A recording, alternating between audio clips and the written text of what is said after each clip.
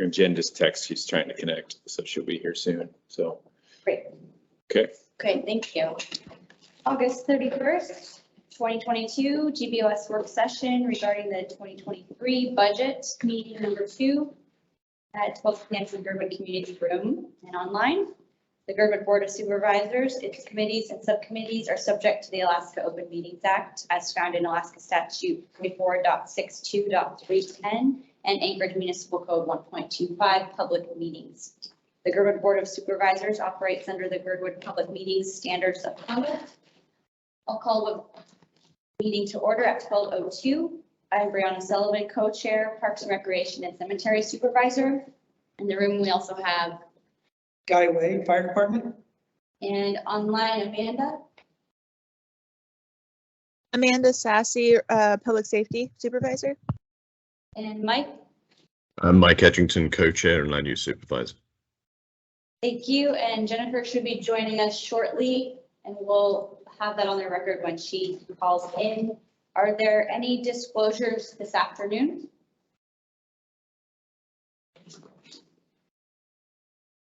Not hearing any, I would ask for approval of the agenda for August 31st budget work session number 2. Move to approve the agenda. We have a motion. Do we have a second? Second. Thank you, Guy. And anyone opposed? Okay, announcements. The public is encouraged to ask questions and provide comment. Please raise your hand and wait to be acknowledged. To help discussion stay productive, please direct your comments to the board rather than other members of the public, and keep your comments focused on the business under discussion. Please be respectful of everyone's opinions. The GBOS 2023 budget meetings were scheduled and are as follows. Budget meeting number 2 today, August 31st at 12 p.m. Potential budget meeting number 3, Monday, September 19th if needed. The GBOS special meeting with Department of Transportation regarding the Alaska interchange is scheduled for Wednesday, September 14th at 7 p.m. And the Girdwood Valley Service Area Nonprofit Recreation Grant Presentations meeting will be held Wednesday, October 5th at 7 p.m. Moving on to the agenda, number 1 is the fire department budget. Steve Weston is here. Should acknowledge that Jennifer just joined. I wanted to provide some more background on that on the PowerPoint that I gave you before, and so I've given it to Kyle to bring up. Sure. And I have some in-copy versions. And we'll just start sort of midway. So I added to the slide presentation that we had. So I wanted to bring up some, I know people were curious about the background of where I came to the conclusions. So I'd like to talk about that a little bit. One, I've added if we can scroll to slide, the incidents sort of halfway through the slides. This you've already seen before, right here. So I did analysis of incidents by time of day. As you can see, we do have a lot of incidents that happened in the evening, in that evening time frame from 6:30 at night to 2200 or 10 o'clock. Why that's interesting is after 6:30, we only have the station captain, and then we're trying to staff the other 5 positions with on-call volunteers. So I just wanted to share that. Does anybody have any? Just a quick question. Yep. I'm online. I'm not seeing the whole of the graph.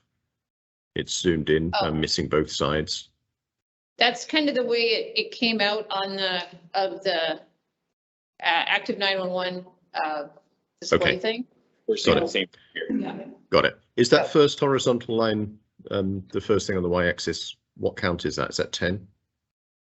I would have to go back. I think so. I would have to go back and pull it up. Okay, thanks. So, yeah.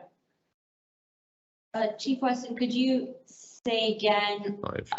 Why this is interesting, why I thought this was an interesting analysis, and this is from our text messaging software that pulled it. I pulled it from that. Is what you can see is my assumption had always been that Saturday and Sunday was the busiest time. Not so much, right? I mean, it is busy, but Thursdays, Wednesdays, and then Saturday, Sunday is also busy, right? So I think that's an interesting analysis just to bring up. So And then also just that fact that, you know, we are having all those calls in the evenings when, of course, people are home from if they were commuting in Anchorage. And then it's not unusual to see not many calls in the middle of the night because obviously people are sleeping and not outside recreating. And then Mike Edgington also had asked me the question of how many of our EMS calls are inside or outside of the Girdwood Fire Service area. And I provided him that information last night. 79% of calls are inside the Girdwood Fire Service area for EMS and 21% are outside of that. And you can definitely see the difference in, that's for this year, up until the end of June or July. And you can definitely see that there's a difference in how summer affects it because there's more calls outside of the fire service area than there normally is in winter. So, okay, yes. So sorry. Oh, Chief Weston, to follow up with that same question that you were clarifying, does that line up with previous years as well, pretty consistently? I could go back and do that. I'm hand doing it, basically. And I could go back and check that, but. Okay, but more calls in the summer. More calls in the summer, EMS calls outside of the fire service area than that, which you could surmise was because of traffic on the highway, people recreating in Portage that might not be recreating in Portage in the winter, or things like that. Calls for people on the people that might be stuck in the mud, right? Those type of calls. Okay. Go ahead, Mike. Yeah. So I think the numbers you gave were for the year up to date. So if we can probably presume it'll be a bit lower. It'll be a bit lower than 20% if we took the whole year, because you said it will die down after summer. Okay, thanks. That's great. And October, traditionally October is our slowest month. Right. So the shoulder season. So October should be slower. Okay, thank you. Okay, next slide. This is information I got from Kyle. I thought was super interesting. What's the assessed valuation? What's the total? People often ask, this is a common fire service question, is what's the value of your fire service protection area? What are you protecting? Wow. You can really see the number has gone up. So that's a significant increase in the value that we're protecting with the same budget and the same reliance on volunteers. Just wanted to share that information. And then you might say, what does that translate to in building permits and stuff like that? And so we could go to the next slide. Yeah, okay. So there's about 40, in the last couple of years, there's been about 46 new building permits issued, and some were for condos. So just to mention what's coming up, or obviously Nordic Spa already built, Girdwood Clinic built, new employee housing, the Sprout Road 9 condos in the area that doesn't have hydrants, High Tower, the Glacier City condos, those 2 units of 5. I didn't include the building that's proposed there. The Ski Inn expansion proposal, the Alyeska multifamily highway permits. Then there's the duplexes. There's 4 units there on Alyeska Highway. There's Timberland duplexes, and then there's Alyeska View duplex. So a lot more housing coming into the service area in the next year or 2. Okay, next slide. Then I know that I was talking about NFPA standards last time. Everybody was like, "Whoa, NFPA and OSHA." Just so you know, this is sort of guiding principles that we work with in the fire department, and that is the fact that OSHA, we have to act and comply with standards and general duty requirements. And so the given industry standard is that we have to follow standards. So NFPA standards is for the inside out. 2 in, 2 out rule. Okay, go next slide. So NFPA 1720 is a standard, and the standard basically says that we should have safely begin attacking a fire within 2 minutes once firefighters arrive on scene, that they need to fight it at least 90% of the time. This is again a standard to meet, and then they recognize this is the volunteer standard or paid part-time standard. It's not the professional standard. They have a different standard. That's NFPA 1710. And so basically, that's basically a guiding fact of saying what we should try and be meeting. And then next slide. And NFPA 1720 says in a rural area, so less than 500 people per square mile, we should have a minimum staff for initial response of 6 people within 14 minutes. If we call ourselves rural. So that's where that number 6 comes from. And so in our service, if we were just a fire service area, we would have to have 6 people, because we also have some EMS funding for area-wide EMS. Those people we are counting as that 6, the people that are funded by area-wide EMS. Okay, next slide. Can I just go back to the last slide? In terms of population density, we're probably on the boundary between suburban and rural. I totally agree, because if you look at our little valley and especially on those peak days, right, we're really in that suburban sort of, the valley itself is. However, there's no way we could meet 10, right? Yeah, I'm saying that it's just, there are definitely times when we're probably Yeah. closer to that. And Oh, totally agree. Totally agree. Yeah. So, and this is not total staffing. This is minimum staffing to respond. So, so one of the things, and I haven't got the updated information yet, is I asked AFD what it would cost if AFD came in and staffed it. So what it costs for Station 9 to staff. And so that would be an engine company, a medic unit, and a tender, right? And so to see what that would be for staffing. When I looked at this a year ago, 2 years ago, we were 25% of what it was going to cost. But I've asked for updated numbers, and I should hopefully have that this week to also provide you with what the cost would be. Okay, that might be the last slide. Oh, yeah, nope, there's more. And then just the OSHA requirement. This is the minimum staffing requirement that you can get fined for. Basically says that if you have 2 firefighters going into a structure, you have to have 2 firefighters outside the structure before the 2 people can go in. And those people have to be, at least one of those people has to be dedicated to do an immediate rescue. So that person can't be, and that can't, so that's awkward when you only have a few people showing up. So you can't have like the person that's pumping also be the person pumping the apparatus, i.e. getting water to the fire, as also being one of those 2 in, 2 out people, because obviously that's a critical life issue. So that's that OSHA thing. Departments have been fined when there were fatalities of firefighters that did not have, there's a couple instances where departments went, they did a quick save of somebody, which was a good thing, but then they still got fined because they didn't meet the minimum standards of having 2 in, 2 out. So that's just background on that. I got a question about your amount of calls and the time of day and Yep. times. Yep.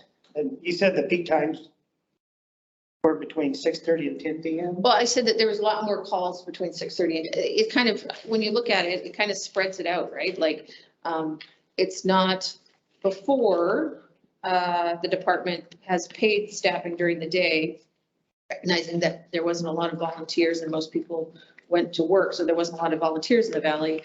And then in the evenings was quieter. But now I think as we're seeing an increase, and this is just my personal opinion, but I would suggest that as you see the increase in Airbnbs and more recreation in the community, that the call volume in the evening is also higher, right? Like it's not, used to be 20 years ago, calls in the evening were quiet because there wasn't that many people in the community that were just hanging out, right? So now there's more people in the community.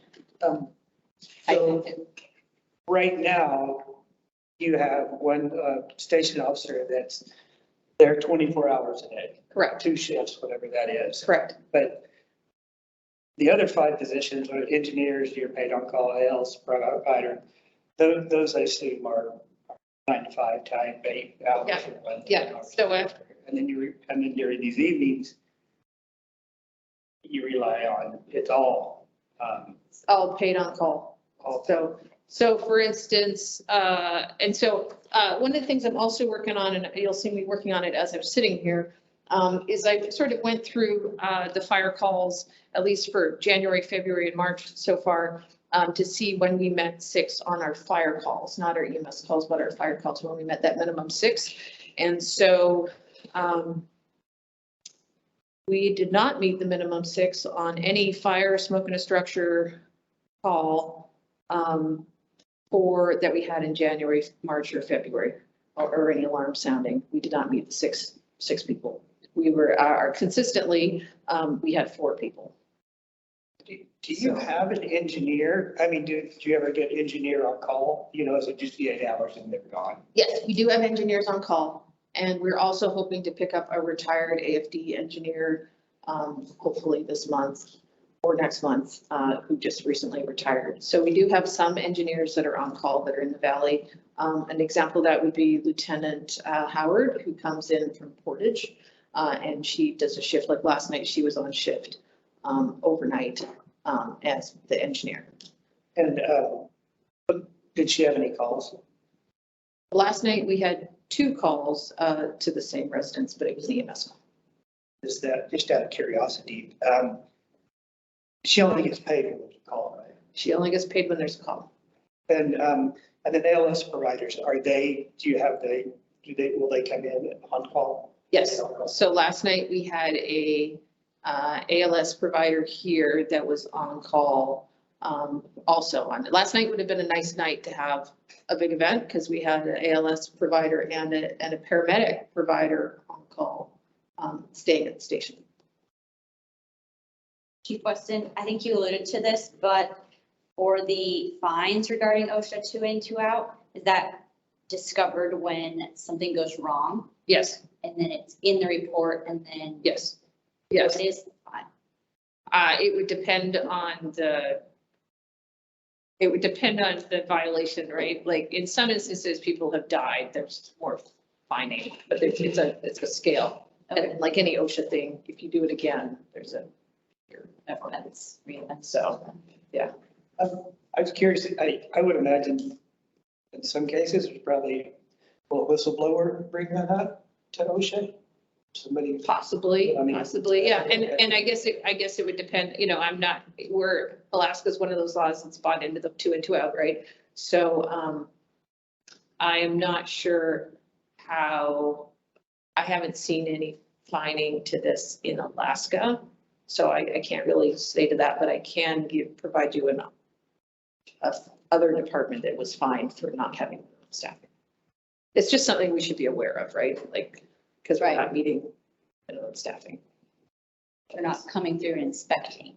We're not inspecting, no. It's usually when something goes wrong that there's an investigation, right? And so they'll pull all the training records. They'll check check the apparatus, they'll pull the training records. They'll check the staffing level, the policies and procedures. Thank you. So I hope that was helpful on the background, sort of. And then, when you have 4 people to do something, obviously there was a NIST study that mentioned that, when you have 4 people, you can more efficiently do things than if you have 2 people in an engine company or whatever. So, yeah. So basically, I'm just trying to get to that 6 so that we could do a quick interior attack or save on somebody.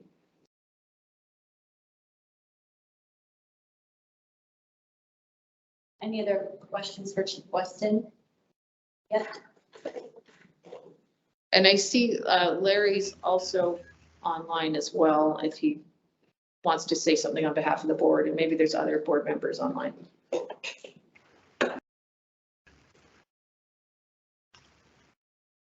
Can I just clarify one thing real quick? Sure. Chief Weston, did I hear you say that when you did the analysis for your fire runs in January through March, that the department hadn't met the minimum 6 on any of them? Is that correct? Correct. And I'm sitting here doing them live in front of everybody. So yes, that we did not meet 6. And so how a tone out works, right, is there's the people that have signed up on shift. If we don't have people signing up on shift, there's a flurry of emails, text messages pleading with people to sign up. And then a tone will go out, the people at the station will respond, and then everybody who lives in Girdwood has a radio, and if they can, they will report to the station and also respond. Thank you. And for formality, Jennifer, I don't know what time you joined, but could you say that you're here for the record? Yeah, Mike actually mentioned it shortly at the beginning of the meeting, but yes. Okay, thank you. I missed that. I heard something.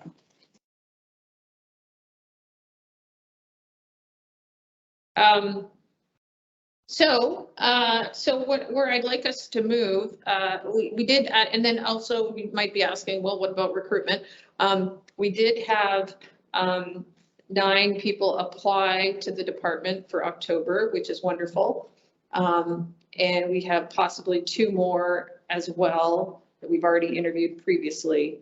Of those, 3 were Girdwood people. The rest were Anchorage people. So again, the important factor here, it's great to have Anchorage people, but it's better to have Girdwood people because those people are the people that might not be signed up on shift, but might be available in the community to respond. And then I do have one member who told me last night that they are hopefully going to be closing on a house in Girdwood, so actually moving this way. So that's a good thing. But it's still a challenge getting enough people, like a core group of Girdwood people available to respond. And so if I was queen for the day and could have everything I wanted out of the budget, I would like to have 24/7 paid shifts for ALS, 24/7 paid shifts for engineer to augment what we have. And that way we would only be relying on 3 positions paid on call versus at night now requiring 5. And so I think that the community right now can't, with the current situation with housing, can't support having pulling 5 people out of the woodwork. And so I think we have to make adjustments. Additionally, I would like to see the wage for firefighters, for the paid on-call firefighters, increased from $12 an hour upward to where they probably should have been for a long time. And the reason for this is, again, that they do not get paid when they are on call. They only get paid when they go on a call. So $12 an hour, people are losing more money now that the gas prices have changed. People are losing a significant amount of money because we're requiring them to come to Girdwood 8 times a month from Anchorage. And so you all know what a tank of gas costs for yourself. Most volunteers are earning per year about $1,000, maybe $1,500 if they do everything. So they are actually giving money to they're actually in the position right now where those ones that are still hanging on trying to volunteer with us are giving money for the privilege of protecting the Girdwood Valley, which I find when we look at the increase in our protection area of over 150 million, I find it surprising that we can't raise up their value, their hourly wage. That's my perspective. Question, if like when an engineer comes in is paid on call, are they $12 per hour? No, because we had critical need for engineers and for ALS, they're getting paid around $20 now. So it would be just raising up everybody else. But there's so few ALS providers and engineers, this would just be leveling a little bit with everybody up. Chief Weston, what was the total per hour from 12 to what? I've got options, and this is actually on the other spreadsheet I sent Kyle. So it would cost, Kyle has this. Currently, the paid on call estimate for the year end is going to be 73,000, let's say 500 is what we're going to spend. That's really low for us, but it's because it's a recognition that we have low staffing right now. If we raised it to $16 an hour, it would cost 91.7. If we raised it to $18, it would be 97,630. If we raised it to $20 an hour, it would be 102,768. If we raised it to 22, it would be 114,513.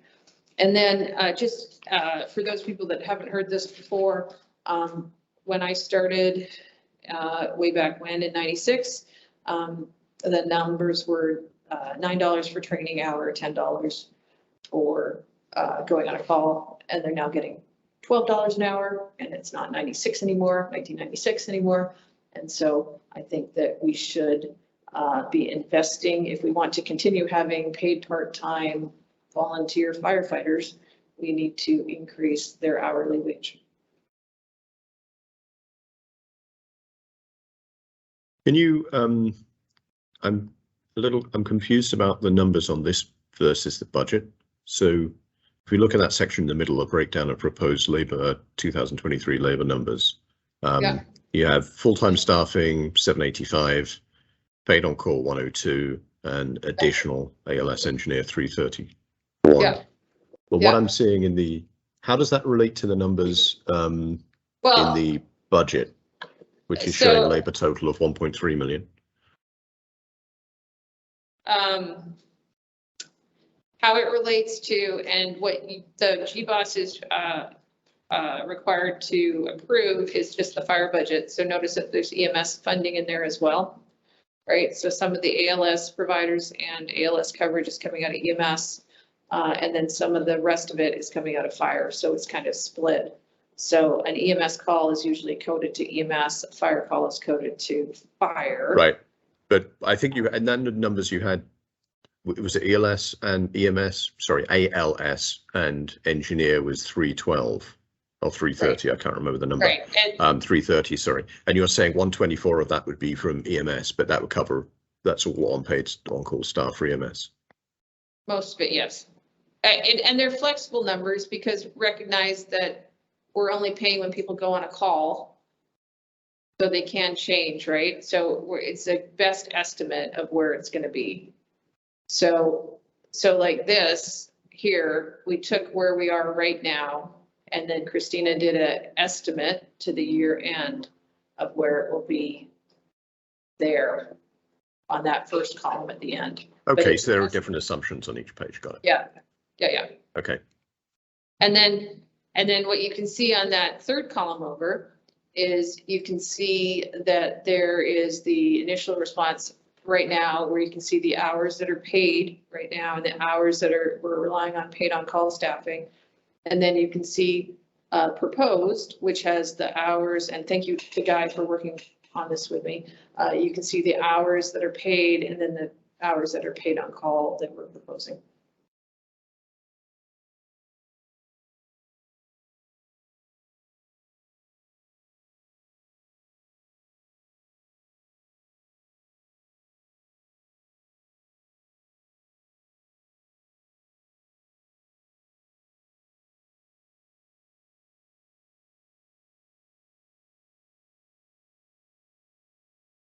And you might think, well, is it really important to have staffing? Well, like last Thursday, when we had somebody have a stroke, there was 3 of us that went.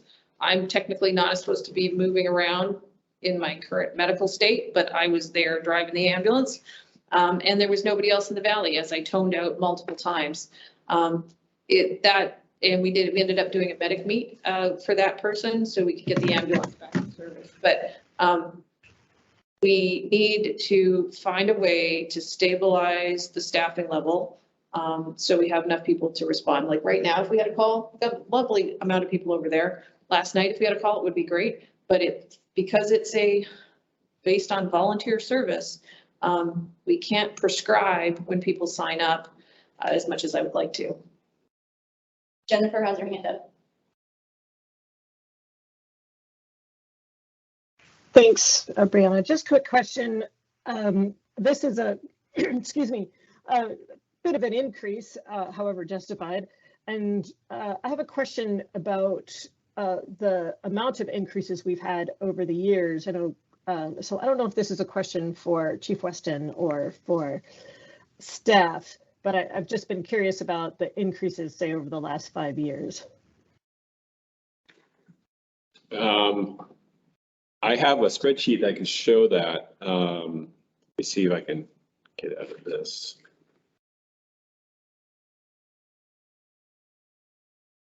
Okay, take a second.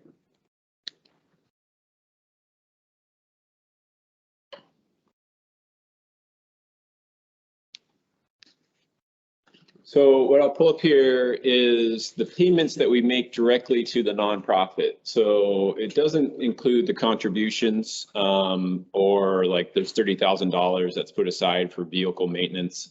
It is the payments that the nonprofit receives from the taxpayers every year for them to function and provide staff for it. So I went back to 2017 and you know, it was at 695 then, and then it stuck at it went to 733,000 and stuck at 793 for several years, and then it went to 828.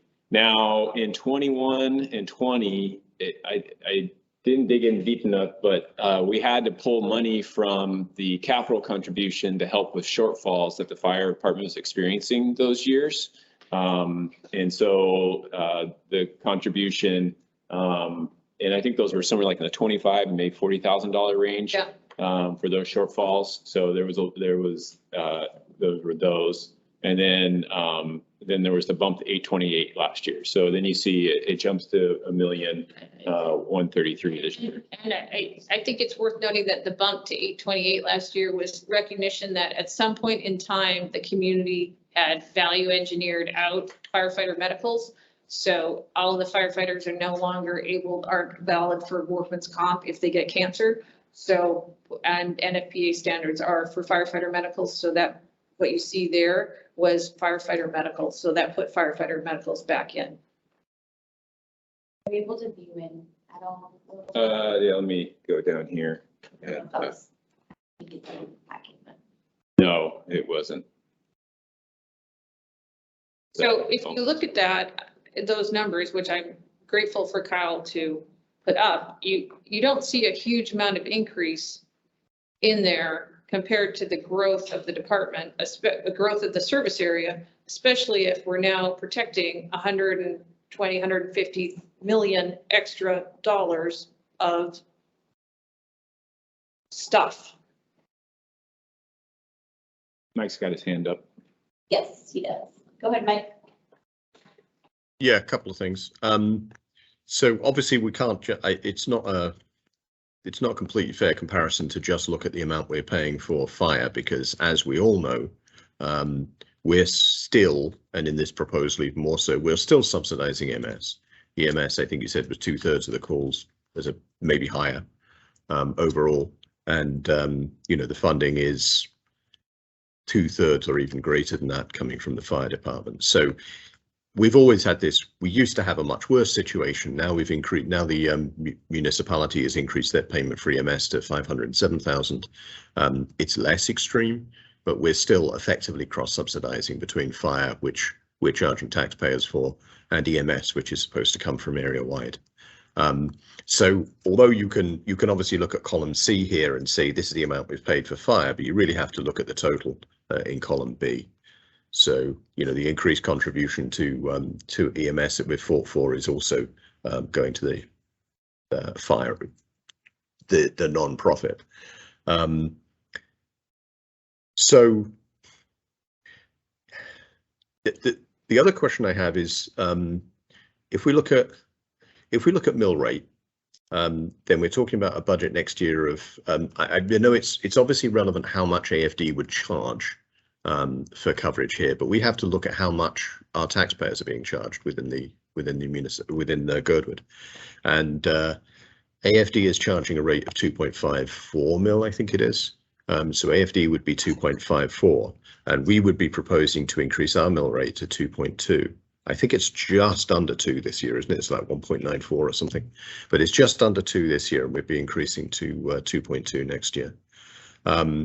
So we'd be paying, you know, what's that, 90% of, almost 90% of the cost that the rest of the muni is paying for AFD, which may be a perfectly reasonable thing to do. I'm just saying it's a change from what we've done in the past, and it's a change from how other services are costed. And my other question is, I've had 2 people ask me questions about how do costs we have for police and fire compare to other communities around Alaska, and the 2 I always look at are Homer and Seward, neither of which are good comparisons perfect comparisons for other reasons. But how would you characterize our department as being different from those 2, so it's easier to justify? Because I think their budget is around about 1 to 1.3, as opposed to 1.6 here. I would say that in conversations I've had with Chief Kirko at Homer Fire Department, they're having the same type of challenges recruiting people because for the Homer service area, right? Right. I do know a number of people left. I do know a few people that left AFD to take jobs at Ketchikan Bay Fire, which is out East End Road. Because they provided benefits. So I know that they are also having staffing challenges. Seward, Chief Bright's there. It's their Kenai for both those departments. They have so that's funded by City of Seward. Again, they have the Seward Fire Department only does fire. And then the ambulance service is a Seward volunteer ambulance service. Okay. So it's separate from there. And I know that, so they've always been 2 distinct groups. And then Bear Valley is a separate fire department as well. And then it's worth knowing that for all those Kenai Peninsula Borough fire departments, they do have funding for extrication equipment and for capital equipment. That's why their equipment is better than ours or newer than ours, because they actually have a capital contribution equipment. So right. Well, we'll be charging, you know, although it doesn't come in the GVS, the Girdwood Volunteer Fire and Rescue budget, we're charging the taxpayers for the capital contributions to that. Okay, so I should be really we should be comparing the 2022 budget to the other communities where it looks on par, and what we're trying to do in the addition of in the additional 300,000 or so is to jump ahead. I'm familiar a bit with City of Seward. It's been a while, but I was just a city manager there. And City of Homer, they also, at least City of Seward, used to have a seasonal sales tax, right? Yes. That they could earn revenue. Seward, just like Whittier, would get a certain percentage of cruise ship tax, right? That would come in as well. And so there's other, and a fish tax also on, so there's other revenue streams that come in. But just to clarify, I'm only talking about the expenditure side. I know that the balance of taxes is obviously different. But in terms of the expenditure, the way we should think about it is the 2022 budgets, the current one, is basically very comparable to the other 2 communities, except we're doing a bit more with that because we don't have either an adjacent volunteer fire service in Bear Valley, or and we also don't have the EMS service covered by other entities. Yes, well, and then there's also just like I was mentioning, there isn't a passenger vehicle vessel taxation, seasonal taxation that is gifted to the jurisdiction that can be used to offset seasonal increases in fire or EMS protection. Right, I'm not talking about the mill rate here. I was just talking about the actual total expenditure. So, okay. Yeah. Thanks. That's a good story. Thank you. Larry's on there, and possibly other board members, and they might also have a information they would like to present. One thing I want to point out is I did do the estimated mill rate with these budgets unchanged as what we're presenting today, and under 22 assessment values, we would be at 5.48. So just, 5.5 mils, which would still give us a half a mil. But I am predicting that we're going to see our assessments go up again next year. I don't know if it's going to be as significant as it has been for the last 2 years, but there will go up. And when those assessments go up, that creates more room under the cap as we experience this year. So, if we're not to change anything at this point, we're definitely within the code requirement or mill rate to stay under 6 with the way the budgets are at this point in time. There is an argument that our assessments may go up by more than the last couple of years in the future year, given the difference in sales prices and assessment values within the valley this year. Yep. Depressingly. Got a couple hands up here. Thank you. Jennifer, and then. Larry's first, and then Jennifer. Thank you. Larry, go ahead, please. Okay, well, the only thing I was just going to say is in businesses that I have operated in the past where I was responsible for setting, for instance, rental rates in Kotzebue, Alaska, I can tell you that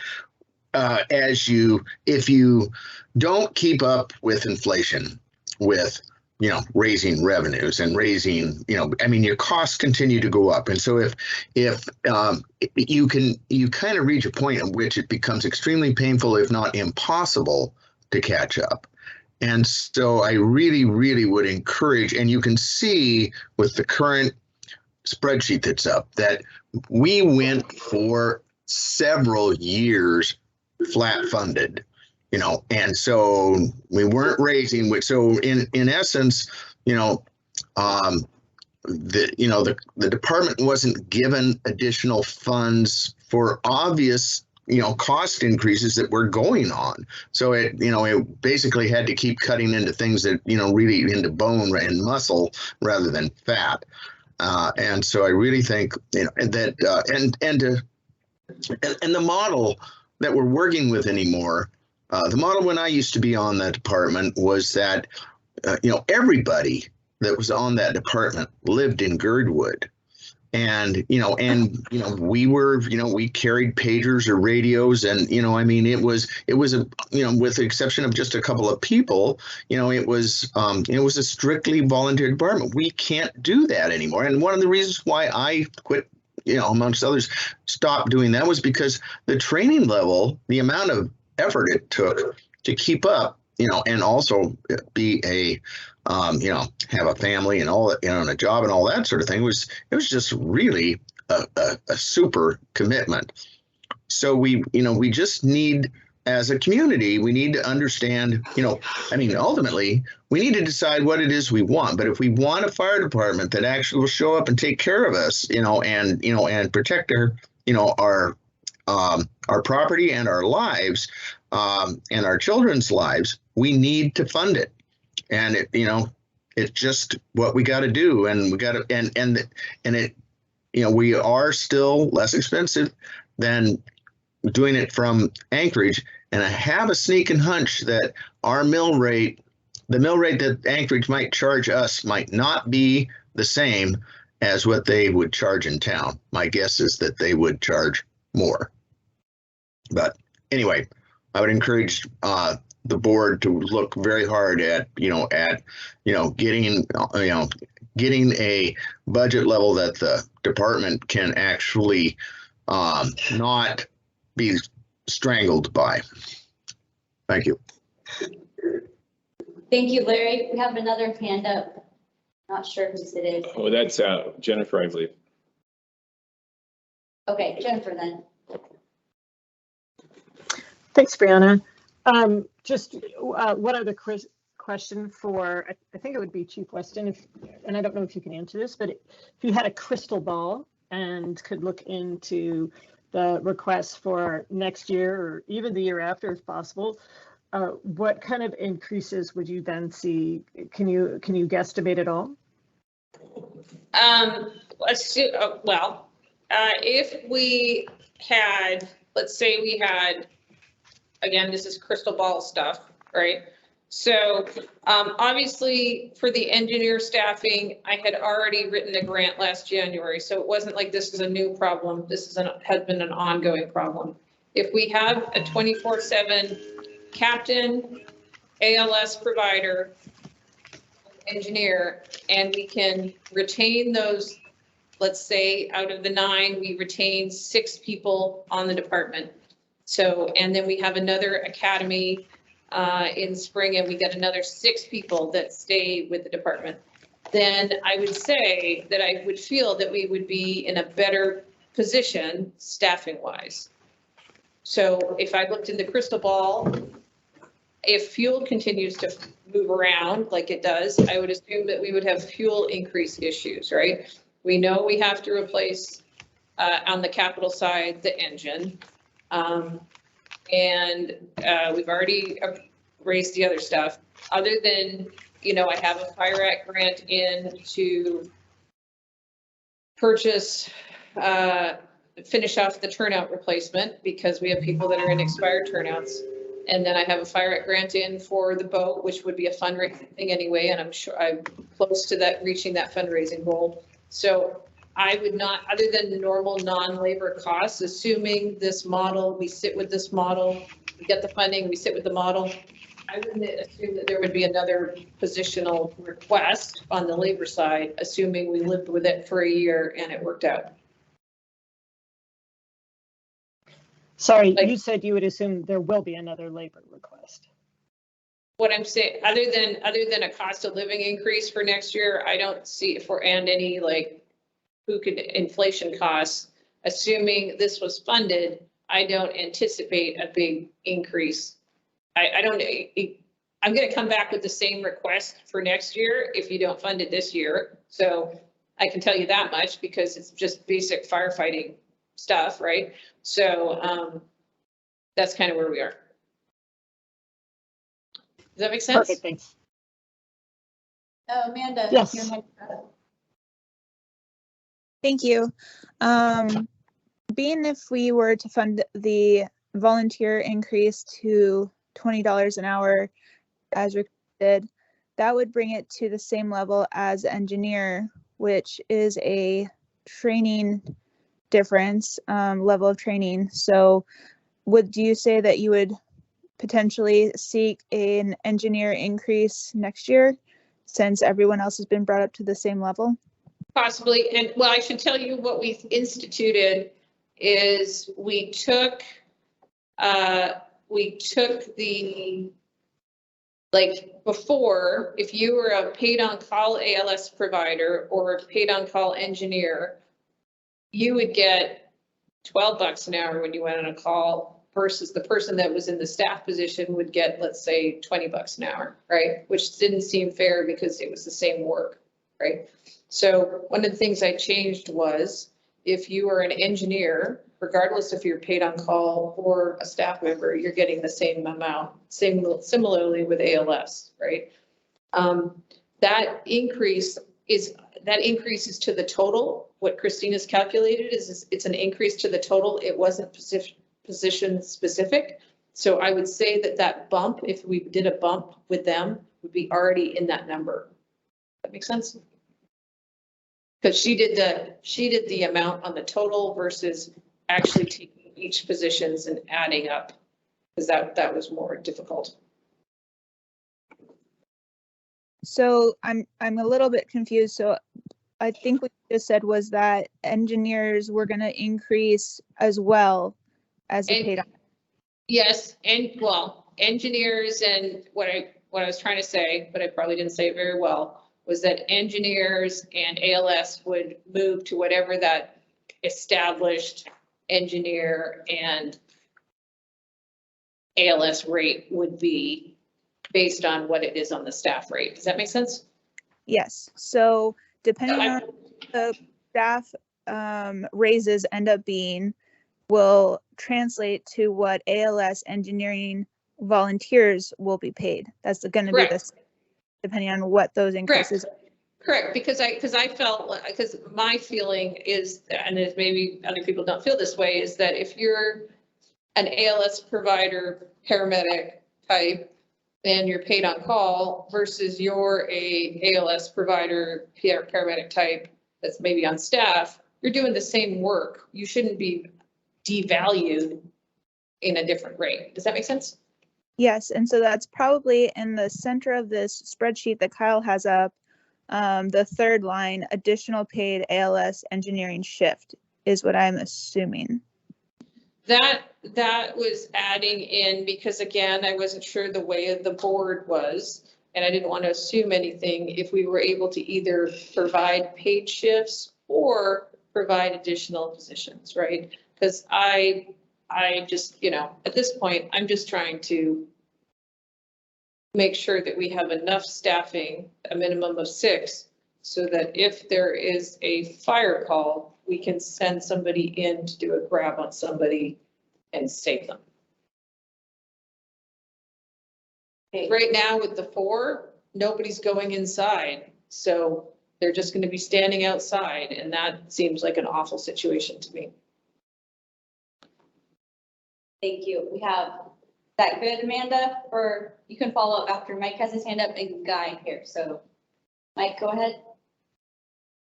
Okay, so with the fire department, we just get a basic, this is how much the service is going to cost, pay us. And, either in the previously we've had a cost of living increase. It looks like in the next contract, we'll have a flat rate for 3 to 5 years. When it comes to roads, we have an overall budget, and then we have a kind of monthly, this is what we've actually expended.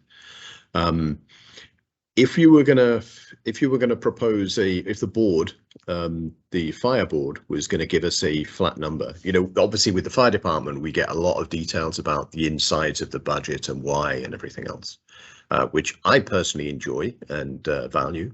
But I'm thinking in terms of simplifying this in the future, would the fire board be in a position to basically say, this is what we believe the cost will be over the next 2 years or 3 years, and have, rather than having this negotiation every year, have a kind of an expectation of what the budget will be over the next couple of years, either as a flat rate or as as something that ramps appropriately.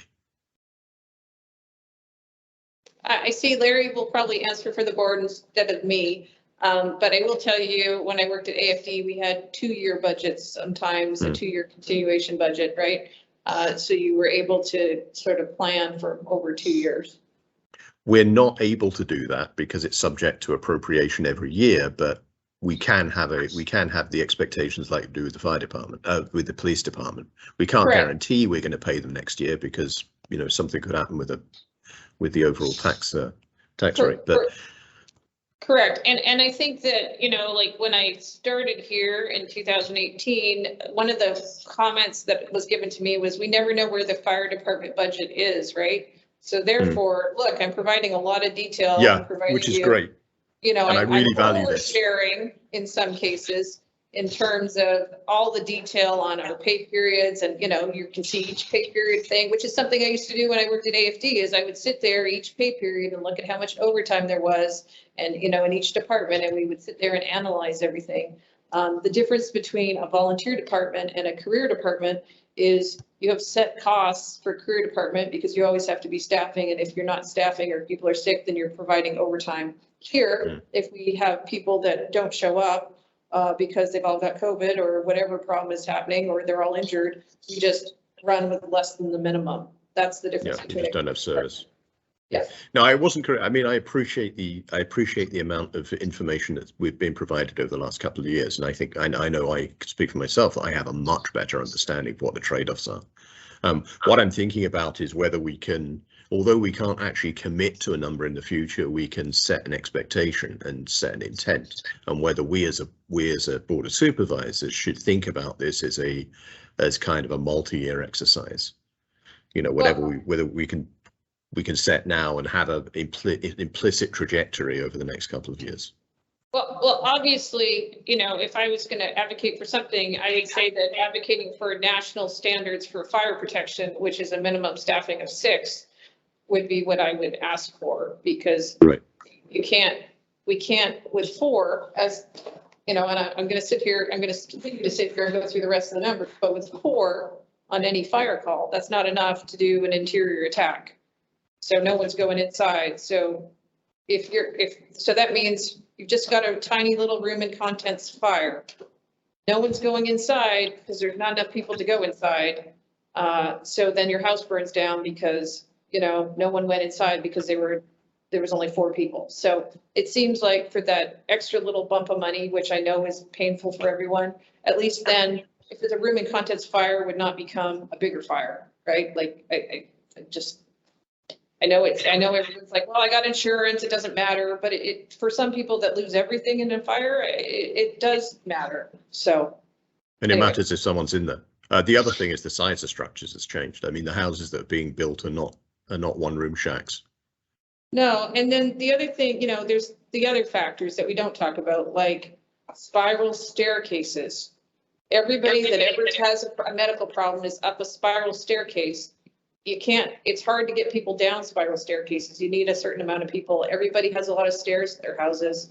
It's hard to get people down when you don't have enough people to take care of them, especially if, say, somebody's in cardiac arrest and they're trying to do CPR, or you're trying to get the Lucas device on them. There's a lot of stuff going on and you're trying to move people down stairwells. You need a critical mass of people to do that. I know that's not a fire issue, but that's just the reality of our service area. Stairs. Okay, Larry? Thank you. I think the question was, would we be willing to enter into a 2-year budget cycle, and what would we commit to? Well, I think that, if ever there was a time when that would be a near impossibility to answer with any degree of certainty, because is there going to be a recession next year? What's the inflation rate going to be? I mean, if we have and I mean, really the variable costs in this budget, really clear to see, it's labor and it's fuel, and the 2 probably most volatile commodities and prices in today's economy. I don't know. I don't know how you would answer that. I mean, sure, we could answer. We would accept an inflation, a cost of living increase, type budget. But last year that was 8. Right now we're looking at that being 8 or 9%. That's a big increase. Okay, thank you.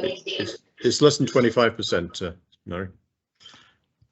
Well, again, we got a big, that goes with the earlier comment. And yes, it is less than 25%, but, next year it'll be a 35 or a 40% increase, or we just won't have a department anymore because nobody will work for it. Amanda, your hand is up. Oh, sorry, Guy was next, and then Amanda. Thanks, Guy. I guess just a couple comments on this, and I agree with Larry, and it's pure speculation on my part about the comparison of the 2.49 mill rate in Anchorage and the 2.2 down here. I don't think the Anchorage Fire Department is selling a new staffing and putting in a new fire department and just saying, yeah, that's going to be your mill rate. I kind of agree with Larry that I don't know if you can compare those directly. I would imagine that would have to go up. And then also, I did see something, I don't know if you included in this packet, but with the current increase of what the request is, you had broke down property value and what that is per year.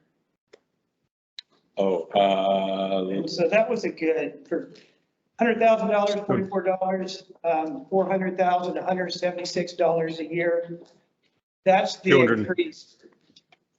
Yeah, I got that. It'd be $220 per 100,000 of value at 2.2 mil. Well, talking about the increase, if we increase the budget to what's requested, the increase is going to cost, the extra cost is going to be $400,000, $176 added to your tax bill, which is $400,000. That's roughly right. Yeah, about $40 or $50 per 100,000. I thought that was a good way to look at it too, because our tax bills are 5 to 8,000, 10,000, whatever, you know, so, I mean, $176 is still more money out of my pocket than if we didn't increase it. But personally, it's not a lot out of my pocket, spread out over a year. Thank you, Guy. We have Amanda next. Thank you. So I heard Larry say, and I've heard this from other board member, that the COLA increase they're talking about was 8%, and I see on our spreadsheet it is not 12%. And I was wondering which number. So there's an option there for an 8% increase, which is what I had initially costed out at, and then the actually COLA was 12%. So I was corrected. So there's a 12% increase. That's on that one spreadsheet. You can see that over the corner. So I was optimistically thinking it was 8. It was actually 12. So that's why there's both numbers there. Thank you for the clarification. Mike and then Guy. A couple of things. Just if you look at the CPI range, it very much depends on which parts of the year you use, whether you're using a 6-month average or whether you're using a month-to-month average. But yeah, the numbers are between 7 and 12%, depending on exactly which basis you're using. But they tend to compensate. So if you were using that every year, then the ones that are 12% currently were a bit less last year. So, if you look at 2 or 3 year averages, they roughly average out. The comment about mill rate, there is no way we would have a mill rate higher than AFD, I don't believe, because, worst cases, which I do not propose and I do not want, worst cases, we would just become part of the AFD service area and we'd be charged the same as everywhere else in Anchorage. There is no way we would end up with a rate which is higher than that. So the comparison is at the moment they're 2.5 something. It would have to go up if they were also covering Girdwood, but not by very much. But that's just it's something we need to keep in mind as we get closer to that number. But the other thing is if we're paying a certain dollar amount to the service area, to the Girdwood Fire Department, and our assessments go up, then the mill rate drops, whereas that would not be the case. If we had AFD, it would just go up with the mill rates. The mill rates would stay the same, and the cost to us in dollars would go up as assessments go up. Okay, yeah, I think all my questions are answered. I've got some potential proposal, but we'll have to do that at the meeting. Okay, thank you, Mike. Thank you. Guy, did you have anything else? I just, that COLA, cost of living allowance, is that 8 or 10, whatever, like added every year to your labor rate, or? No, every year I have to come back in and ask for an increase. For cost of living? Yeah. Because I personally, my company might increase my pay by, if it's by 3% cost of living, I'm shocked, And normally it's, 1%, it's minuscule. So, I know federal standards are different, but that number seems a little high to me, but it's probably more in line with what's actual, but I know in just a private industry, for me, it's a lot lower. Okay, thank you. We are at 1 hour for number 1 on the agenda. So by the rules, we're supposed to have a majority to continue the discussion of this first agenda item. Can I move that we continue it till 1:15? Okay, we have a second? I'll second. This is Amanda. Thank you, Amanda. Any objection? Okay, that'll be a majority then. Amanda, your hand is up. Thank you. I have to agree with Guy that even 8%. And I was wondering, I cannot remember, last year, did we approve a COLA for paid staff? Yes, and I want to say it was in the 3 or 4%. I would have to go back and check. I apologize for not knowing off the top of my head. Thank you. And 4% I think pretty high in, like you said, the private industry and nonprofit that I have worked for in the past have had a max of 4% COLA a year. So, you know, I would be more supportive of the 8% increase. Thank you. And Larry? Your hand is up. Oh, well, I started my career back in the 70s. I went through a period of time in the 70s and the early 80s when many of you at least weren't worrying much about what was being paid and what was, how inflation was working. But in the late 70s and early 80s, we had almost institutional inflation like we're seeing this year. So we as a country have been very fortunate not to see runaway inflation, but that's not to say that we're not going to see it in the future. So it's it's a problem that we may be faced with. We need to actually kind of get our head wrapped around it. What we're used to, we're not used to this or anything that's happened in the last 3 or 4 years. So I think all of us would be super happy if we could get back to seeing a 2% inflation rate. So that's just my perspective on my years being around. Thank you, Larry. Amanda? Thank you. And Larry, I do appreciate Larry's comment about the fact that there is inflation, and that is why I wouldn't push for less than 8% per se, but the 12% seems excessive. Thank you, Amanda. Any other comments? Jennifer?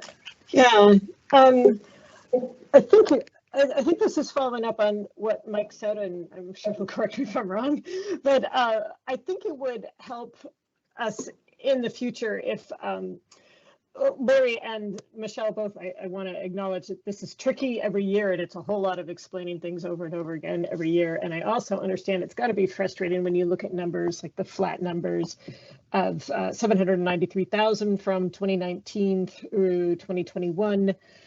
So I understand we've got some catch up that we need to do, but from the perspective of GBOS trying to keep a handle on what happens with our mill rates and taxes, everything else, it really helps if we're going to have a big increase to understand what we're getting for that in future years. And again, I guess I know you can't do the crystal ball thing, but just for future reference, if we can say that this is going to get us on par for a while, for example, we've got an increase happening with the police, but they're going to then hold steady for a certain number of years in return. So again, I get that we're behind. I'm just thinking that it helps to have some idea of how many more increases we're going to need to not be so behind, and also having some assurances that we're going to continue to fight this business of how much we're subsidizing EMS. Mike?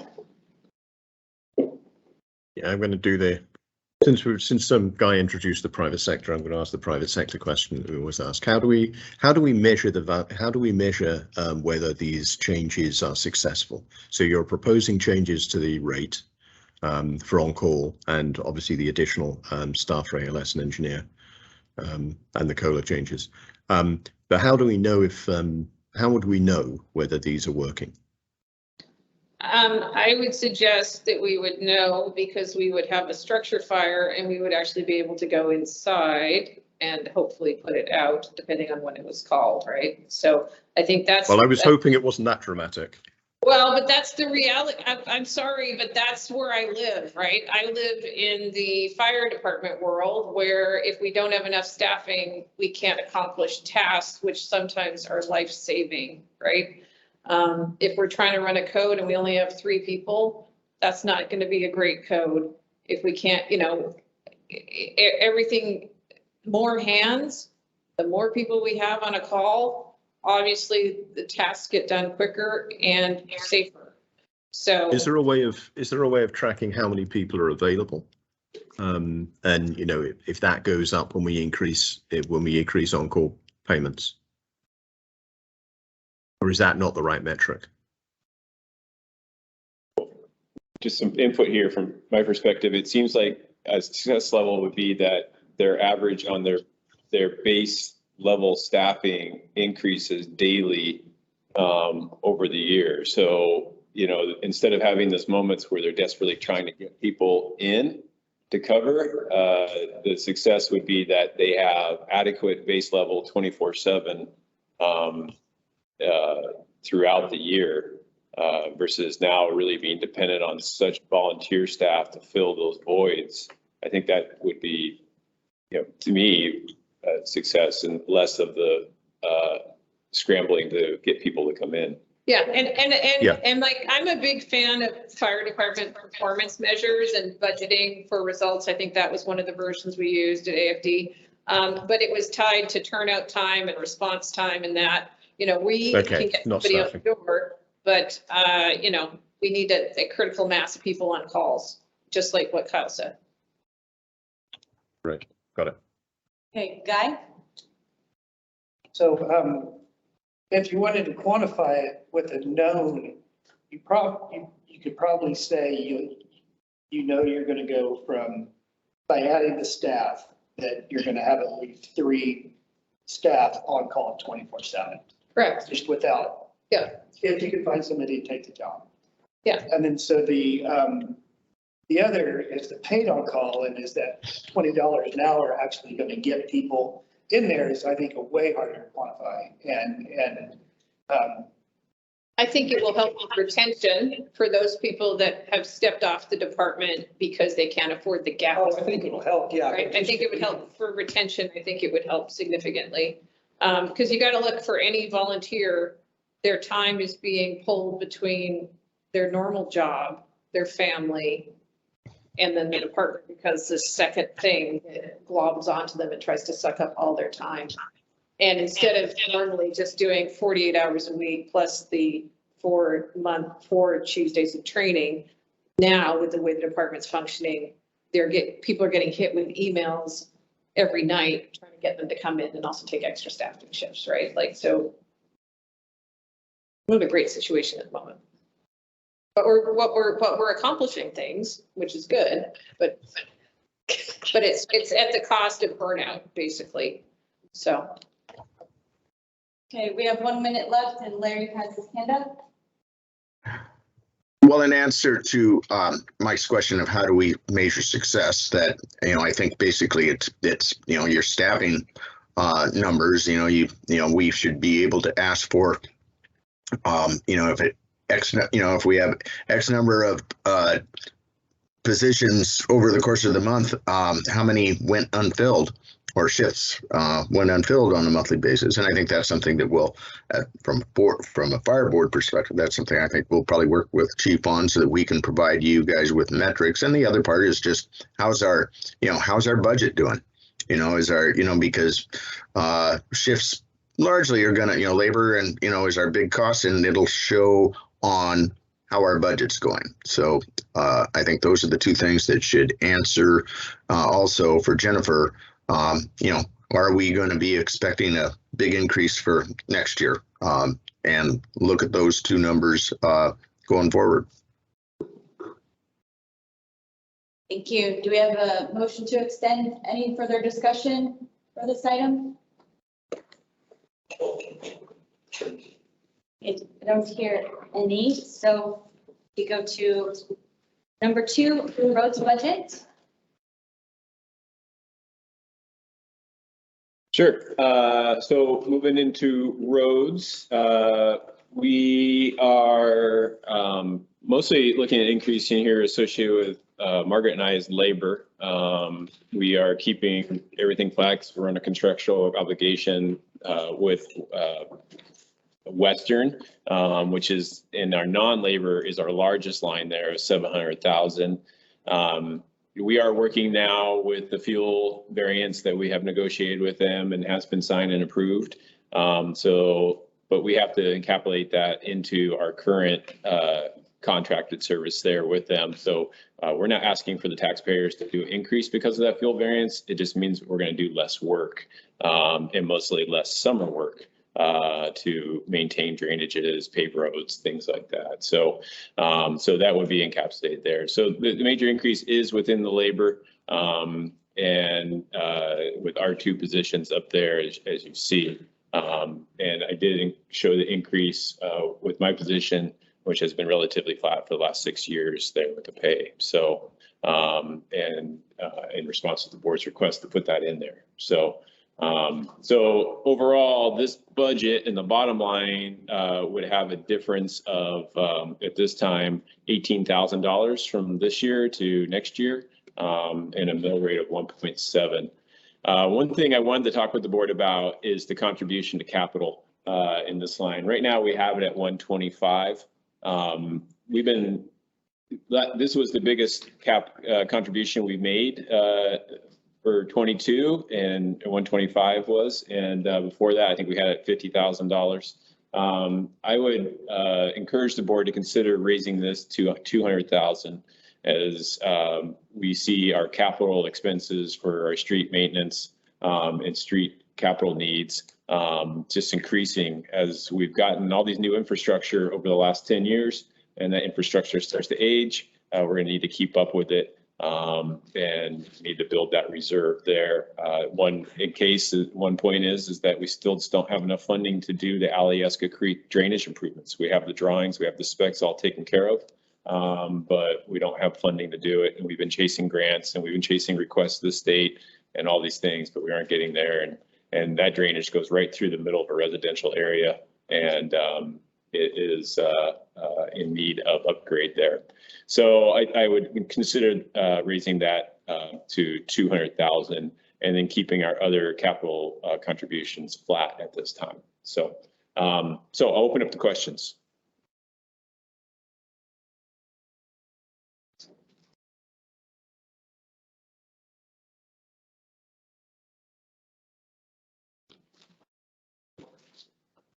Anyone have a question? Go ahead. Kyle, when you mentioned keeping other capital contributions flat, you mean primarily Parks and Rec, is that correct? Parks and Rec, and right now, the fire have a combined total. They're about 151,000, I believe, between the 80,000 for future engine 41 and then just general capital account. But once it lands in there, it's really at the discretion of the fire department to request to GBOS what they need out of that capital account. And I don't think we're going to get to engine 41 in 23. Correct. So we're working on utilities, which you approved funding for. Okay, thanks. Amanda? Thank you. I remember you talking about needing to cover the sand, gravel, and that stuff in the industrial park. Is any of that addressed in this budget? No, that's all capital purchases. This is just pure operation. So yes, that is a request within our capital budget for that, but it's down lower on the list because I feel there's definitely some more infrastructure things that are needed within the community, one being that Alyeska Creek drainage improvements. But yeah, that's a capital request.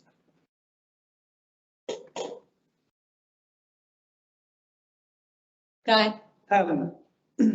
So your mill rate was based on the 125, not the 200, right? It's right now based on the 125. So I just a quick check, it raised it to 1.87. We're still under our percent, but yeah, that's what your addition to 75,000 was. Yeah, but so yeah, a 10th probably raised in the mill there. Thank you for that, Guy. Any other questions for Kyle?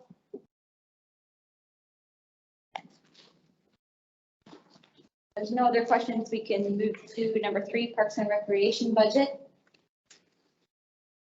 So with parks, once again, I think our increase here would be with labor. We had a heck of a time recruiting this year, losing people to other jobs, and finishing out the season here with no seasonal staff. We would like to bump one of the positions to a higher level park caretaker, which is pretty warranted because we would really want somebody to be a trail lead for us on trail maintenance. So I show an increase here going from 22,000 to 27,000 there. So that would be reflective in that area to bring somebody in and make that work. So if anything, we just need at least one person next year to help us, ideally two, in that aspect, plus a SCA crew, a Student Conservation Association crew or Alaska Trails crew that could help us for at least 2 weeks with some larger labor projects in that aspect. And that's further down here in the budget. Overall, our operating supplies are about the same as last year. And we did some rearranging of funding for different areas for different things. But I did add in some money for the tennis courts to help us with some surface repair. We've been in there dealing with chipped surface in there, and we have the materials to fix that, but we may need to get some professional assistance there. Most likely with power washing. We just need, we power wash it, but it takes us forever. And I think there's people out there with better equipment that could do it faster. So that's where you kind of see the increase there for operating supplies. At this point in time, I'm keeping fuel relatively flat for trail grooming. We've really developed a partnership with the Girdwood Nordic Ski Club, where we kind of split the fuel costs in that aspect, and we help with the maintenance of the equipment. So between that organization and ours, I think we can keep the fuel costs flat for taxpayers for next year, that aspect. On the repair and maintenance, I just lowered this a little bit because we've caught up a lot on our playground improvements, but I do keep it in there. I think next year we do need wood chips for the playground, so I brought that down from 5,000 to 4,000, but everything else pretty much the same through there.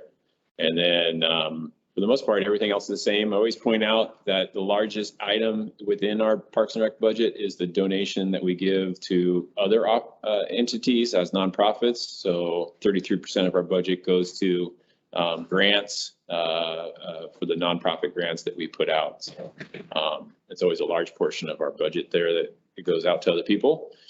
And then I did increase the request for a trail crew. And right now, actually, I say 4 weeks over here in the line, but it's really going to end up probably being 2 weeks as we've seen those costs rise with those organizations.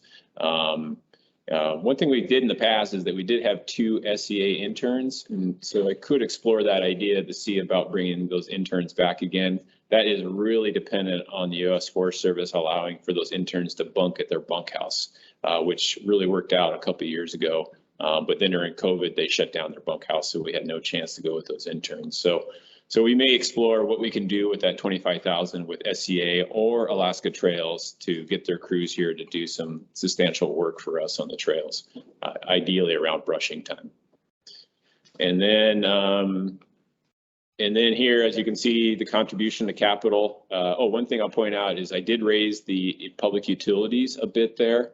And so I think we'll keep that there at the 2,000 as we've seen gas and everything pretty much go up. With all of these budgets, both roads and parks, I think one thing we'll do is we'll take a heavy analysis of it at the end of year so I can see all my expenses for this last year and see if there's any glaring areas that we may be under budget, what we're calling for now. And then we can discuss those in first quarter revisions.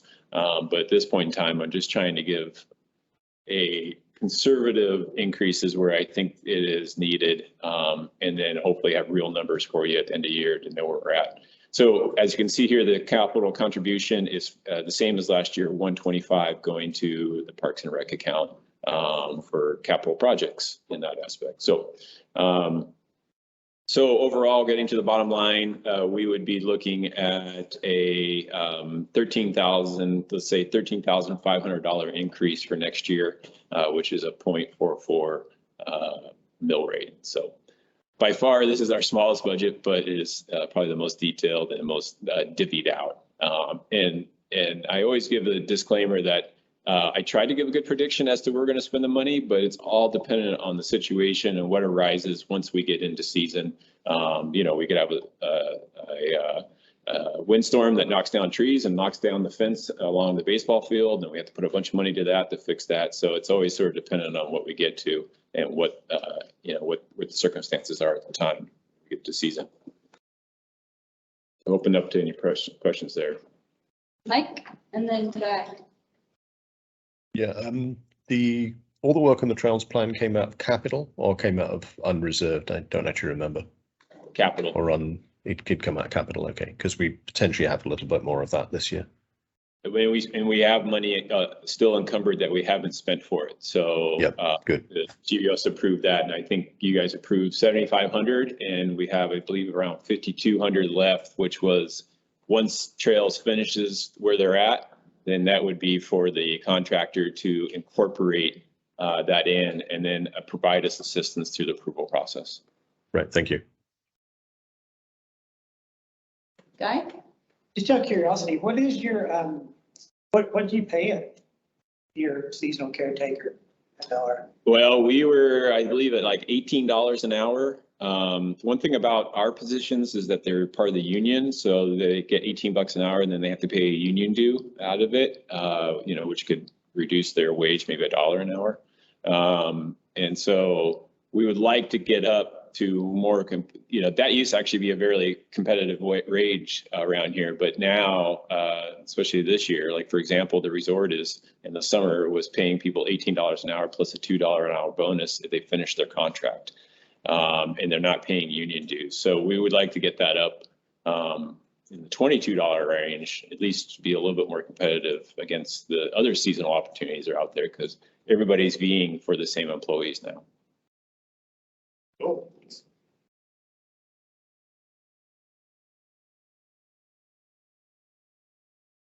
Great idea. Any other questions for Kyle?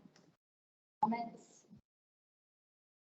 We can move to number 4, police budget. Sure. So I just met again this week with Chief O'Shea and Lieutenant Corbett, and they are very comfortable with a 12% increase for the next 3 years. So it would be an increase, and it would stay flat over the next 3 years. I did try to push it to say, hey, would you guys be comfortable to do that for 5? And they said no. But they did say that they would be comfortable signing a contract that had an increase of 12% for the next 3 years. And then for year 4 and 5, it would be 8%. So it would go from, the 793, then up 8% more for the last 2 years and stay flat for those year 4 and 5 at that 8% increase. So I will put that together. I am going to present that to the Public Safety Advisory Committee at their meeting next week, just to get their perspective on what they think of that. But with that, you could have a 5-year perspective on what the costs are for police, and then they would be fixed for the next 5 years. With that, probably the variables would be our miscellaneous with towing and if we actually see an increase. We haven't heard anything from ACS about potential increase in rent. So you're seeing that still being the same there going forward. But I almost feel like we're a little bit forgotten that we're renting the place. So yeah, that is a potential for police moving forward in that aspect. They're both O'Shea and Corbett really enjoy this partnership, and they would like to see it continue.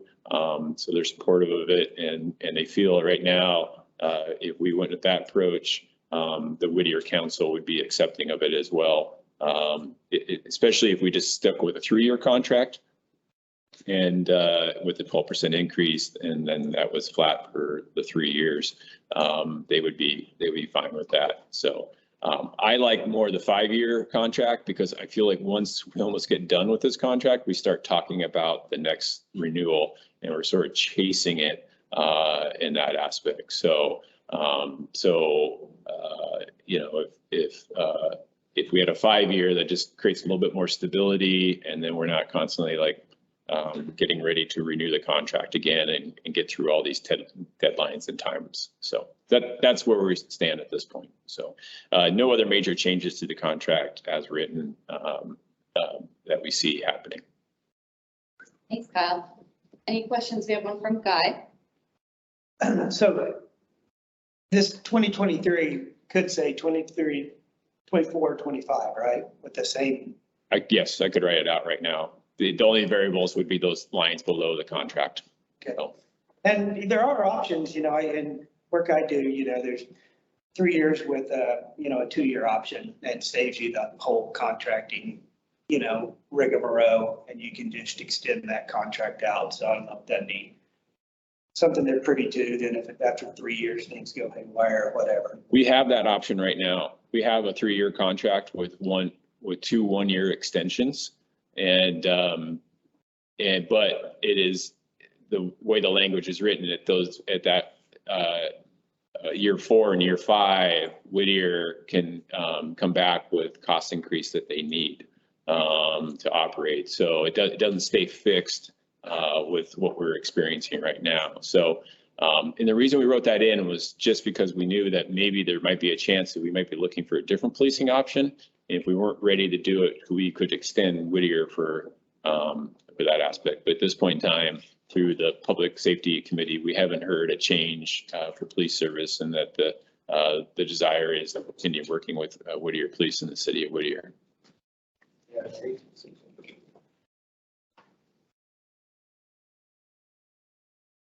Any other questions?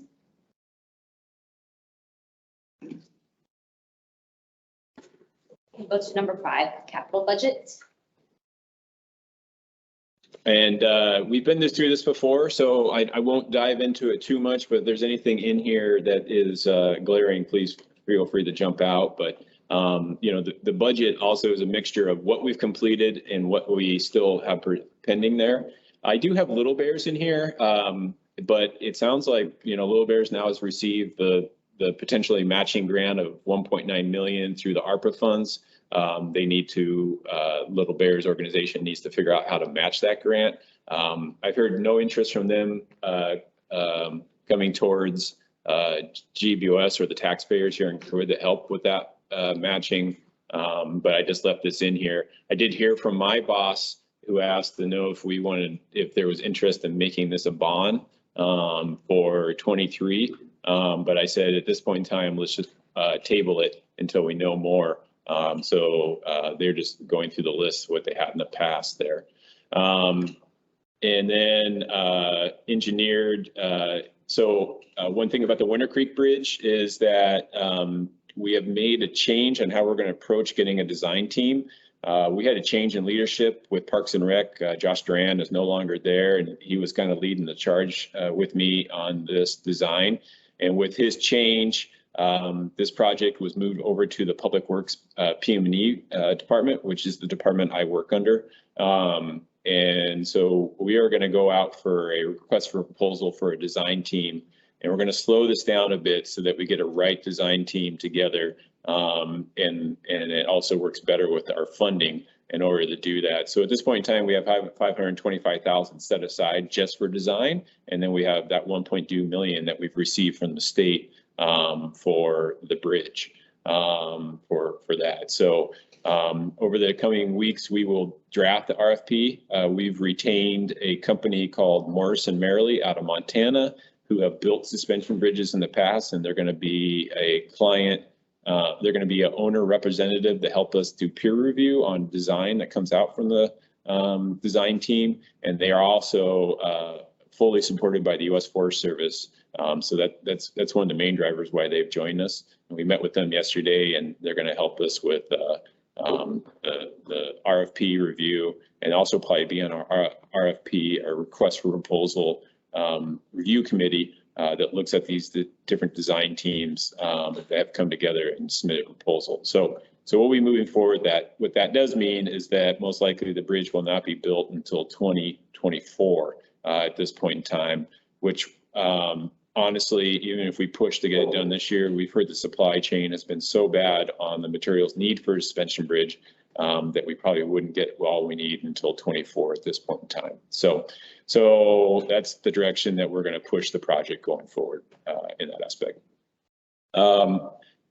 Just hitting on highlights here. I do think our next bigger project, once we finish the trail project, is to do a master plan for Alyeska Playing Field and Girdwood Park and develop that so that we can move towards future improvements at those areas and have a complete plan that we can work on there in that aspect. So I think master planning is the next step in that for here. And then it leads us to larger projects, which would be like the redevelopment of the Alyeska Playing Field so that it's a better soccer field and in more of a usable facility up there, that which I think is just waiting to be developed. So, and we are currently going through the design on the Lions Club Park Pavilion. That is in motion. We actually had a geotech out here this week, and so we hope here as we get into the fall, those plans will get flushed out. And we are currently hoping that a grant opportunity comes up through the state that we can pursue for the build of it in partnership with Lions Club doing fundraising. So we'll be working on that. I do have in here for future is that we may need to resurface the tennis courts just to keep up with that infrastructure, just to keep that in prime shape. And that's something that could happen within the next 2 to 3 years. So, and then a batting cage. And I think this is something that we can work through different sort of granting opportunities we have out there for the baseball field. So we will keep that in shape as well. So we'll be actually working on that through the winter. Street maintenance, like I say, a huge priority for us is the fish passages on Alyeska Creek there, trying to get that completed. We have that design portion completed, so I'd like to move forward on it. Another one is paving Timberline past the Vale intersection to Loveland. We're constantly, especially with this weather over the last month, it's showing how weak that area is. And we're constantly throwing a grader at it, which is just really putting a Band-Aid on it in the long run. So there's been definitely some talk about pursuing those DOT grant opportunities for this section, and also for repaving the bike path along Alberg, which I don't have listed here, but I should, and I'll try to do that before the next meeting, is adding Alberg repave of pedestrian pathway. Actually, I would say pedestrian safety corridor along Alberg back to this project. So Amanda is going to help us take a first stab at seeking those grants, which is great, and try to pursue that source of funding, especially for the bike path and hopefully for the Timberline project. Would that be for the tax path, the one that's right now until October? Yes. Yeah, and then right now it's just an initial scoping phase. So you submit something and then you go from there. So. The other one I do have approval from GBOS is bringing power to the Girdwood industrial lot. And so I'm trying to work with HLB staff, and they're starting to catch up, so that we can figure out how to make this work for us. You know, as we're part of a large track, Chugach has a hard time putting power to a zone without it being really a platted lot. So we're trying to work through basically come up with a creative option to satisfy Chugach and allow us to get power to the lot instead of being at a remote power site, which is not on our actually leased lot. So, and we use this for plugging in the equipment in the winter so that the graders and loaders can fire right up when needed and are nice and warm. So, and then, you know, future planning, and this is way down, I don't know when we get to this, but eventually if we ever had to get rid of Glacier City Hall, we would need warm storage. Glacier City Hall plays an important role for their both parks and rec and street maintenance here, and warm storage is critical for many reasons. And if we ever had to get rid of Glacier City Hall, then we would definitely need an alternative, which would probably most likely be down in the road maintenance lot in the industrial park in that aspect. So. One thing we have is repave Alberg. We've done that, so that's a completion. And then cover the sand storage area. So as Amanda brought up earlier, it would be nice to install a dome tent over our sand storage. Currently what we do is we put the sand in there and then we go out and buy a lot of heavy duty tarp plastic, and then we put that over it. And then as the season goes on, in order to get in the sand pile, that tarp plastic kind of gets ripped back or cut back and exposes the sand that we need. And it just becomes a sort of a cycle of waste. And so a long-term coverall dome would be really nice down there to use to store the sand. And this is common throughout the state of Alaska. They use this, they build them for snow load and wind load and all that. So it would be something that would work well. So, and then overall, I just think continuing to build a general savings so that we're prepared to take on capital needs as they arise is a critical part. You know, we don't have success with building or with bonding, and so this just helps us to get through that. So, and then in the fire area, the Chief 41 and Utility 41 replacement, you've already approved those in July 22. And then eventually the engine 41 are some of the larger capital expenses that I can see, and then turnouts, which were already approved. So I do foresee, they're not on this list because they sort of arise as they go, but I do foresee that there'll be small capital requests, you know, and one that's right in front of us is new technology for their rigs, their vehicles to keep up. So they're going to need some new computer intermodule units for their different units, and so things like that will arise as we go forward. But it's just sort of the larger one we see is engine 41 some point down the road. So that is it. No other requests for police or cemetery or anything like that. So. Okay, thank you, Kyle. Mike's hand is up, and then Guy. 2 questions and a comment. 2 questions are about, are you seeing any surprising things from the state reimbursement from the FEMA costs or the emergency costs from the storm, or is that coming through as you'd expect? Well, one thing that I did learn last week is that so we submit our request, and let's say the request is $400,000. Automatically under FEMA rules, and the state, even though the state is not using FEMA dollars, they follow the same sort of rules, is that they take 15% off. And that 15% they call contractor markup. And so it's just like an automatic rule that so basically the reimbursement we're going to get is going to be 15% of less of what we spent. So the service area takes the hit of 15%. Because of contractor markup. Now, the contractor may not really have a markup in there, but that's just the standard rule that they follow because they feel like any contractor has some sort of markup in there, and they're not in the feds, and the state reimbursement for disaster does not pay for that markup. So, okay, so we're getting 85% reimbursement, 100. Yeah, so we're going to get 85, which is a nice benefit for us because we can put that money right back into our capital account. Because we've been able to keep up with all our operational and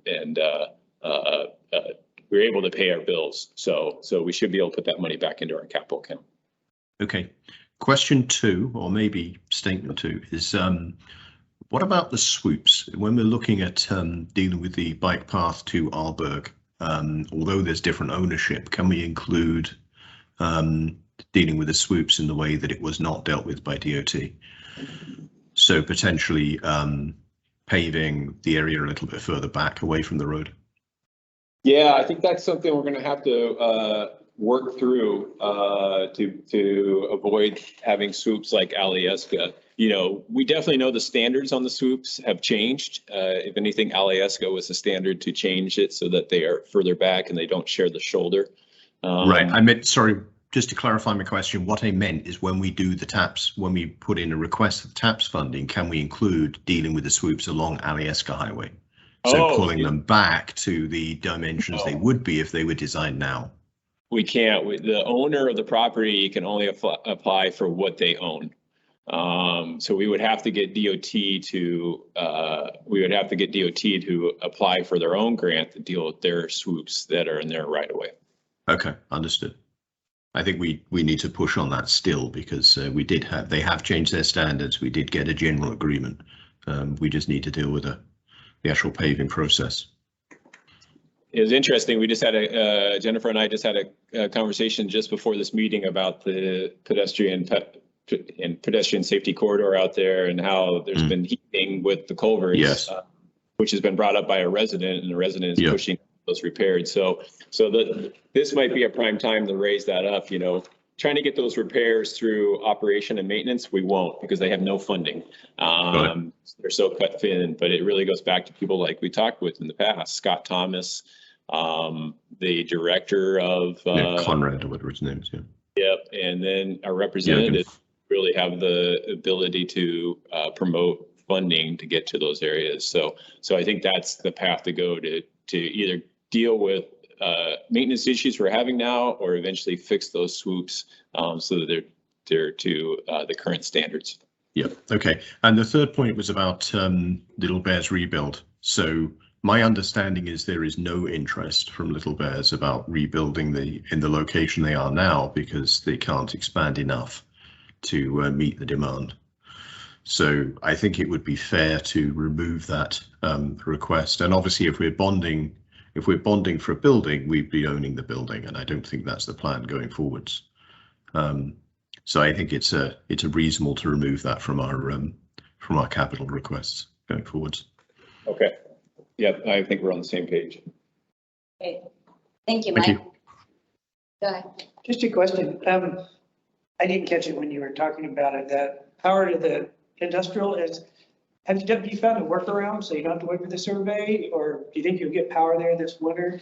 Not this winter. We have power down there on a temporary pedestal, but not, we have in our lot, we have actually a bull rail, which is a large rail, and so we got power there. We put all our power on that, so there's plugs and everything, and then the equipment is stored every night on our lot.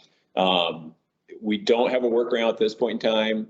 With the past land manager for HLB, we were starting to work through that and get that all fixed, because even Bob Wolf had a request for power to be brought his property. You know, what he does is he digs a extension cord into the dirt and then runs it over there, so that he has power.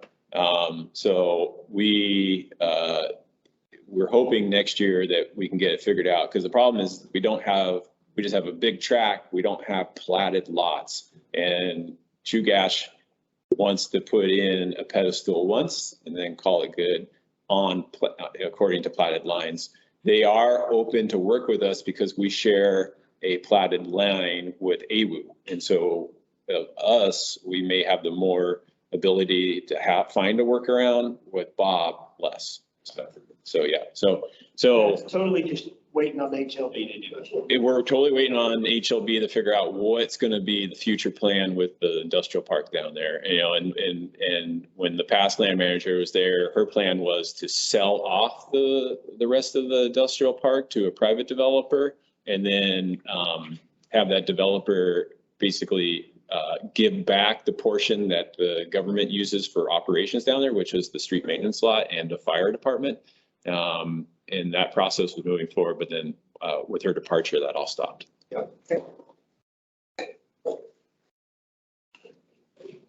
Anything else? Board? Okay. Do we need to decide right now if we need the September 19th meeting? I think that would be a good indication from us as to what you guys want, so that we can start putting that on the schedule. I personally don't feel we need another meeting, unless there's a specific ask or request to the fire department. Does anyone else wanting to say something? Go ahead. Thank you. I would be okay with not having another meeting if the fire department could update their budget to take out or decide what the I forgot what the line item is, but it went from 30,000 to 80,000, and I believe that it has capital in it that should be out, and update the COLA to 8%, and then I would be okay. Thank you. I agree with the previous comments about since we discussed fire pretty thoroughly and we're just about there, if Chief Weston has time to just finalize the questions we had. And any staff assistance on that you thought would get clarification on the ideal, and then we probably not need that September 19th additional meeting. Any other comments there? No, just that, they had talked about that last meeting, that 35 to 80. Kyle, do you remember what that was? That isn't their medicals, right? That's. No, on the 80, it says right there in the line, it's a replacement of aged fire equipment included. Oh. And so, you know, those replacement of any equipment should be coming out of capital account through a separate expenditure request. So, yeah, I think that's what Amanda was definitely was talking about there, and then changing the COLA calculations from 12% to 8%. So, Guy, do you want to talk with Chief about that? The 80 and changing that capital, that operating expenses from, so it doesn't reflect having aged fire equipment in there. and then mentioned to her the goal as well, right? Yeah. So she's going to generate or she'll generate it. Yeah, to make sure that she. I think the COLA number was on, there was an 8% and a 12% number on the other sheet. So I think that's already calculated. It just hasn't been put in this 1.2. Right, it is in there. Yeah. So instead of the 785 in the second table, it would be 757. So that's 30 less. So it's basically, if we look at the increases in staffing, it's basically an extra 30,000 to raise them to raise on pay to $20 an hour, an extra 50,000 for full-time staff, and then an extra. Well, I've got to do some math. About an extra 80,000 for the paid ALS engineer, over and above last year.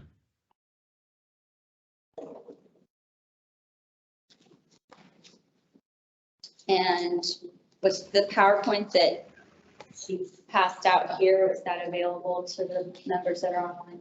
Yeah, we'll put it in with the packet. Okay, great. Okay, thank you, everyone. At this point, are we procedure? Do we talk about budgets and final budgets before our open meeting, or is that when we kind of lay it on the line, or does anybody want to talk about it, or how's that work? If there's not a work session that goes to your regular meeting, and it's considered there. So in that meeting, we need, for us, we're hoping that we have approval so we can submit everything to OMB so we can get to the assembly on their time schedule. We only have to approve the, sorry. Go ahead, Jen. Jennifer and then Michael. Hey, I don't know if this is the right time to talk about it then, if we're going to try to have all of our ducks in a row, and I know we're right at the end of the meeting, but I wanted to just throw out the possibility, circling back a little bit. Jennifer, we can't hear you very well. Oh, all right. I'm not sure why, but let's try this. Any better? Yep. There, yeah. Perfect. Okay.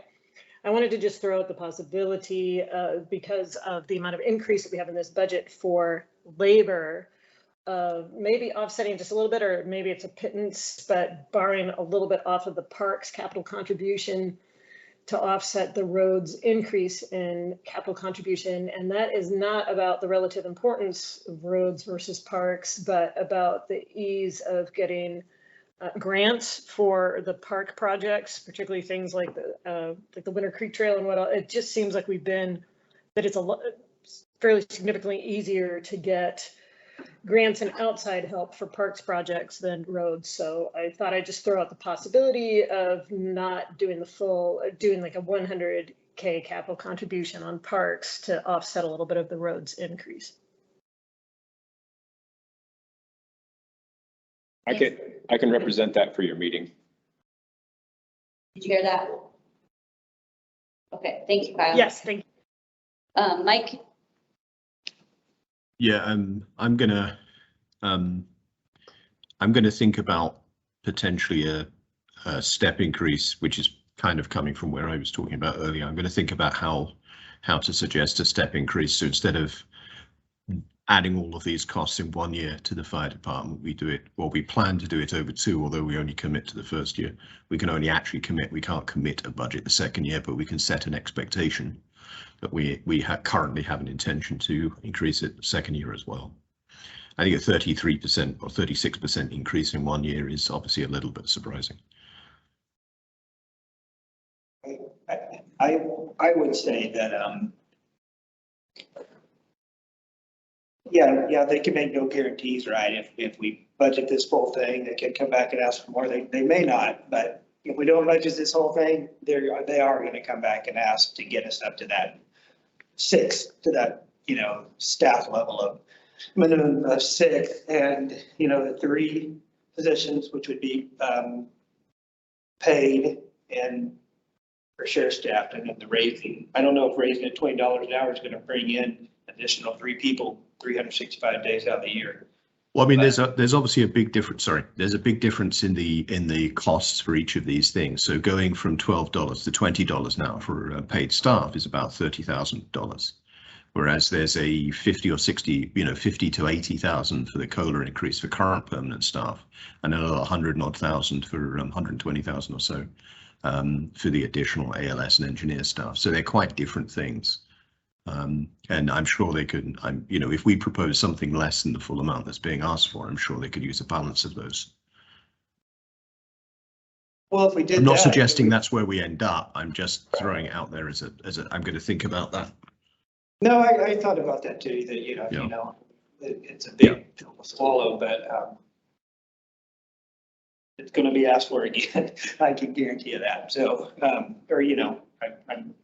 would be surprised if it wasn't. Yeah, I guess what I wasn't clear about is whether the problem is maintaining permanent staff, full-time staff, or whether the problem is getting the volunteer staff. And there are very different solutions to those and very different costs for those. That literally doubling the pay would be about $50,000, whereas dealing with the more or less permanent staff is about $200,000. Right. So they're quite different in scope. Yeah, totally. Yeah, it does allow you that level of training, though, guaranteed on site, and then depend on your on call to fill in. So, right. Okay, thank you both. And then another comment I have is for the pay increase for our Kyle Girdwood Service Area Manager, LA Service Area Manager. We need the approval because he's an executive employee. So, right, either coinciding with our budget approval, we need to have the city manager approve it. Or just before that.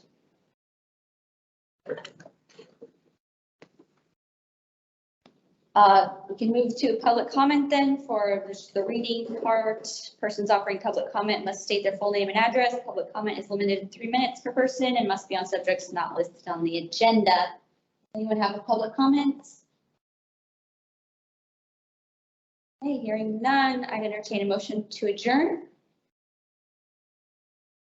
second. Well, I'll second it first. I'll second Guy's first. Okay, thank you, everyone. No motion. Thanks, everyone. Great job as usual, Kyle. Excellent presentation. Thank you. Problem, anytime. And thanks to the chief as well. Will do.